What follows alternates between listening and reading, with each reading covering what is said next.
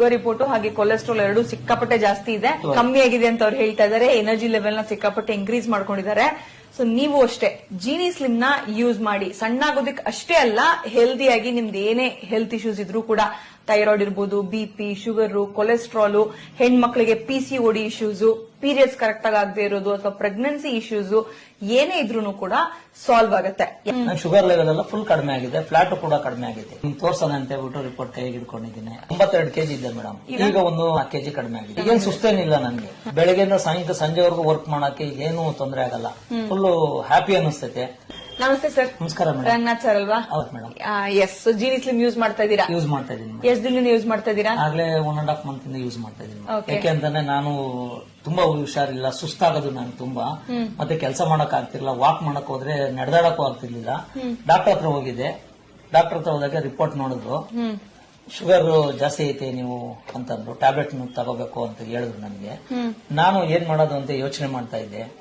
ಹಾಗಾಗಿ ನಮ್ಮ ಸ್ನೇಹಿತರೊಬ್ಬರನ್ನ ಕೇಳಿದೆ, ಜೀನಿ ಸ್ಲಿಮ್ ಪೌಡರ್ ನ ಯೂಸ್ ಮಾಡು ಅಂತ ನನ್ಗೆ ಹೇಳಿದ್ರು.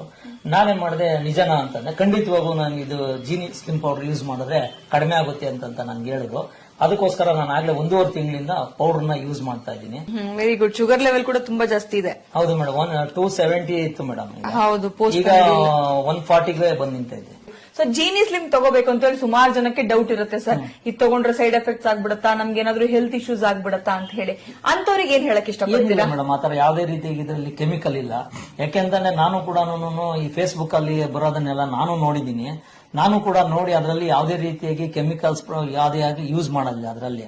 ಯಾಕೆ ಅಂತಂದ್ರೆ ರೈತರಿಂದ ನೇರವಾಗಿ ಖರೀದಿಸಿ ಅವ್ರು ಬೆಳೆದು ಇವ್ರು ತಗೊಬಂದು ನಾನು ಅದನ್ನೆಲ್ಲ ಪೂರ್ತಿ ವಿಡಿಯೋ ನೋಡ್ತಾ ಇರ್ತೀನಿ. ಅದು ವಿಡಿಯೋ ನೋಡಿದ್ಮೇಲೆ ನಾನು ಕೂಡ ಜೀನಿ ಸ್ಲಿಮ್ ಪೌಡರ್ ನ ಯೂಸ್ ಮಾಡಕ್ಕೆ ಸ್ಟಾರ್ಟ್ ಮಾಡಿದ್ದು.